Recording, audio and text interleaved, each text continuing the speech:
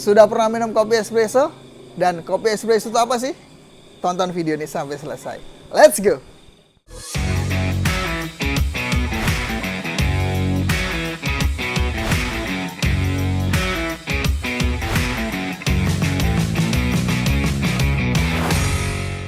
Oke, assalamualaikum warahmatullahi wabarakatuh. Jumpa lagi bersama saya Dande di channel YouTube-nya Opak Kopi, teman-teman. Channel yang membahas seputar kopi tutorial, resep-resep minuman, kopi, ataupun semacamnya ya teman-teman. Terus kadang kita juga jalan-jalan ke coffee shop yang lain, akan kita bikin vlog, kita review bagaimana tepatnya. Nah, oleh karena itu jangan lupa teman-teman untuk klik subscribe-nya di bawah, karena subscribe itu gratis. Oke teman-teman, di depan saya ini udah ada kopi espresso, jadi kita akan bahas tuntas kopi espresso kali ini. Tapi kita akan ngobrol santai aja. Nah, jadi gini teman-teman, espresso itu awal mulanya ditemukan oleh Angelo Moriondo. Nah, orangnya di sini nih, kita akan lihatkan di sini. Angelo Moriondo itu pada tahun 1884. Kenapa sih kok ada kopi espresso ya teman-teman? Kenapa ada kopi espresso ini? Kenapa kok ada kopi sedikit ini, kecil ini? Jadi kalau di ukuran tangan nih, gelasnya cuma segini teman-teman. Nah, kalau ukuran tangan gelasnya cuma segini dan kopinya cuma segini. Kenapa sih kok ditemukan kopi seperti ini? Ceritanya di sana itu kan padat ya teman-teman. Mobilitasnya itu dan aktivitasnya itu pun sangat padat di sana pada tahun itu. Dan orang-orang itu di Italia itu mengonsumsi kopi sebagai budaya mereka atau keseharian mereka, udah menjadi sebuah keharusan untuk meminum kopi ya teman-teman. Sedangkan permintaan kopi itu banyak, jadi di kedai-kedai kopi itu ngantri teman-teman. Mereka pesen kopi itu harus menunggu lama, ngantri, sehingga diciptakanlah alat mesin espresso atau mesin kopi ini. Ceritanya biar cepet ya teman-teman, biar bikin kopi itu cepet. Dulu mesinnya masih seperti ini teman-teman. Mesinnya masih seperti ini. Nah, mungkin juga nanti saya akan bikin cara membuat espresso bagaimana di part selanjutnya. Kalaupun sudah ada videonya bakal terpampang di atas sini ya teman-teman. Kalau belum ada ya ditunggu aja. Nanti bakal akan terpampang di sini bagaimana cara membuat espresso. Mungkin dengan Rockpresso manual ya teman-teman, ataupun dengan mesin espresso. Nah, istilah espresso pada saat itu ya, intinya adalah secangkir kopi yang diseduh secara cepat hanya untuk Anda ya teman-teman. Jadi ceritanya gitu, biar cepat maka diciptakanlah mesin espresso ini ya teman, sehingga tidak memerlukan antriannya lama atau menunggu lama untuk menyajikan sebuah kopi. Nah, tapi pada istilah cara pembuatannya, kopi espresso ini bisa diartikan adalah kopi yang dihasilkan dari proses penyeduhan dengan tekanan tinggi dan suhu air yang tinggi ya teman-teman. Jadi ada tekanan atau semburan yang cukup tinggi untuk menghasilkan kopi ini. Maksudnya semburan itu gimana? Maksudnya kok ada pakai tekanan tinggi itu gimana teman-teman? Maksudnya itu gini. Nah, untuk menciptakan kopi espresso ini harus menggunakan alat. Ceritanya manualnya seperti ini ya teman-teman, atau manualnya itu seperti ini. Ini adalah alat untuk membuat espresso. Fungsinya juga untuk menekan kopinya itu nanti. Nah, menekan atau menyembur ya teman-teman, menyembur sehingga nanti akan menghasilkan kopi seperti ini teman-teman. Ataupun menggunakan mesin yang sekarang ini sudah modern seperti yang di sebelah saya ini adalah mesin kopi yang sudah modern teman-teman. Jadi atau lebih ke profesional, ini manual, ini sudah otomatis, ceritanya begitu. Nah, itulah maksudnya teman-teman. Jadi kopi ini dihasilkan dari sebuah tekanan atau semburan dan air panas yang cukup tinggi ya teman-teman suhunya. Terus tekanannya berkisar kurang lebih 4-9 bar. Kok bisa tekanan ya teman-teman? Kok cuman kopi aja gitu kok ditekan gitu gimana? Maksudnya ditekan tuh nggak hanya sekedar ditekan teman-teman. Jadi kopinya itu nanti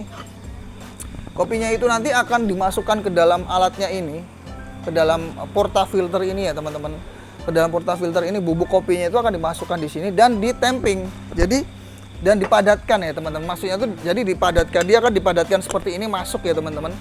Akan dipadatkan sehingga kopi yang dari bubuk yang berhamburan tadi masih nggak karuan tadi, dia akan dipadatkan. Jadi dia kopinya di sini akan padat teman-teman, sehingga ketika padat dan portafilter alat ini dimasukkan ke mesin kopi atau ke Rockpresso atau ke Flare ataupun alat-alat yang lain untuk membuat espresso, dia akan rapat padat ya teman-teman, sehingga ketika mesin espresso itu jalan, dia akan nyembur teman-teman, nyembur dengan tekanan kopi yang sudah padat tadi. Nah, jadi bukan terus kopi bubuk masih bubuk gitu ya disemprot itu enggak teman-teman. Kalau enggak gitu enggak akan menghasilkan kopi ekstraksi seperti ini. Jadi hasilnya ketika sudah ditekan dia akan keluar seperti ini ya teman-teman. Nah, akan keluar seperti ini kopinya. Jadi kopinya beda. Jadi dia mempunyai 3 layer ya teman-teman, 3 elemen. 3 elemen kalau di espresso itu mempunyai 3 elemen. Yang pertama adalah krema, yang kedua adalah body, yang ketiga adalah heart. Jadi di secangkir espresso ini mempunyai 3 elemen tadi. Krema itu maksudnya apa teman-teman? Jadi krema ini adalah merupakan lapisan paling atas. Jadi terbentuknya itu dari karbon dioksida, terus air dan minyak yang ada di dalam kopi itu sendiri ya teman-teman. Jadi mengikat air sama minyaknya itu mengikat sehingga menghasilkan krema seperti ini. Nah, untuk lapisan yang kedua ini adalah body dan heart ya teman-teman. Body dan heart ini adalah kedua lapisan yang akan membentuk intinya membentuk suatu rasa ya teman-teman. Intinya membentuk suatu rasa yang ada dalam kopi itu sendiri. Mungkin nanti ada rasa yang lebih ke asamnya itu lebih ke asam stroberi atau asam jeruk ya teman-teman, menurut sensori dari keberagaman cita rasa dari sebuah kopi ya teman-teman. Nah, jadi keduanya itu akan membentuk suatu rasa yang bagi saya itu enak dinikmati. Jadi keduanya ini intinya ada di dua ini, dia akan membentuk suatu rasa. Heart adalah paling bawah, dia akan terkubur di paling bawah karena posisinya itu ketika air menetes itu dia akan menjadi yang di paling bawah. Disusul yang kedua adalah bodinya atau liquid. Yang ketiga yang terakhir adalah lapisan paling atas adalah kremanya ini ya teman-teman, yang berwarna kuning keemasan ini. Jadi itu teman-teman komposisi atau elemen yang ada di dalam espresso itu sendiri. Kadang ada istilah orang-orang bilang tuh kopi espresso yang baik adalah kopi yang ada kremanya. Menurut saya ya tidak juga ya teman-teman. Menurut saya itu kopi espresso yang baik itu adalah yang enak dinikmati, balance antara rasa pahit, asam, dan manis itu imbang ya teman-teman. Jadi nggak ada rasa yang dominan. Untuk istilah secangkir kopi espresso itu sendiri penyebutannya seperti ini teman-teman. Jadi kalau kita pesan espresso itu nanti kan pasti ditanyain berapa shot mas, berapa shot. Jadi jangan bingung, kalau shot itu maksudnya adalah satu cangkir ini namanya adalah satu shot ya teman-teman. Untuk kopi espresso penyebutannya seperti itu. Jadi kalau teman-teman pengen lebih pahit atau pengen lebih lama nih ngopinya, bisa pesan 2 shot. Satu shot itu terdiri dari berapa volume air, terus berapa bubuk kopi sih teman-teman. Nah, satu shot itu terdiri dari 14 sampai 18 gram bubuk kopi tadi yang sudah digiling ya teman-teman. Tergantung dari portafilternya ini sendiri mampu menampung maksimalnya berapa. Jadi tergantung dari sesuaikan aja dari portafilternya ini mampu menampung berapa. Untuk pembuatannya, rasio dan sebagainya mungkin nanti akan saya sampaikan secara mendetail di video berikutnya ya teman-teman. Jadi volume airnya ini kurang lebih itu tadi antara 30 sampai 45 mili ya teman-teman, kurang lebih segitu. Jadi teman-teman tuh makanya setiap pagi barista tuh ada yang namanya kalibrasi espresso. Nah, itu fungsinya untuk mencari rasa yang enak dari kopinya itu ya teman-teman, karena kopi itu setiap harinya akan melepas karbon dioksida. Makanya setiap pagi barista itu wajib mengkalibrasi espressonya atau menyesuaikan untuk espresso hari ini supaya rasanya itu bisa sama dengan yang kemarin-kemarin. Jadi rasanya itu konsisten ya teman-teman, nggak berubah-ubah. Nah, untuk pemilihan biji kopi espresso itu sendiri berbeda-beda setiap coffee shop ya teman-teman. Setiap coffee shop tuh memiliki karakter masing-masing untuk istilahnya sebagai jurus coffee shop masing-masing itu sendiri teman-teman. Jadi ada yang pakai kopi full fine robusta atau full arabica, tergantung. Dan terus tingkat warna atau tingkat roastingnya itu, tingkat sangrainya itu berbeda-beda teman-teman. Ada yang gelap, ada yang masih agak gelap, ada yang masih medium. Jadi beda-beda teman-teman. Setiap coffee shop itu mempunyai karakter masing-masing. Jadi teman-teman, serunya kopi espresso di sini, serunya itu adalah kita datang ke coffee shop nih. Kita bisa nanya, ini espressonya pakai apa, pakai full arabica apa enggak, kita bisa nanya. Jadi sehingga wah, kalau ini full arabicanya dari Mandailing nih ceritanya, kita pengen coba kalau Mandailing ini dibikin espresso itu rasanya kayak gimana sih ya kan. Nah, jadi serunya di situ. Terus kita ke coffee shop yang lain lagi nih.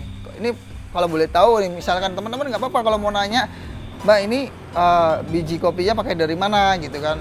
kalau espressonya biji kopinya dari mana, misalkan kita pakai 75% Arabica Robusta Temanggung terus di blend sama 25% Arabica Ciwidey gitu kan. Wah, menarik nih kayaknya nih. Ya, boleh kita coba. Jadi kita coba aja teman-teman. Jadi nggak usah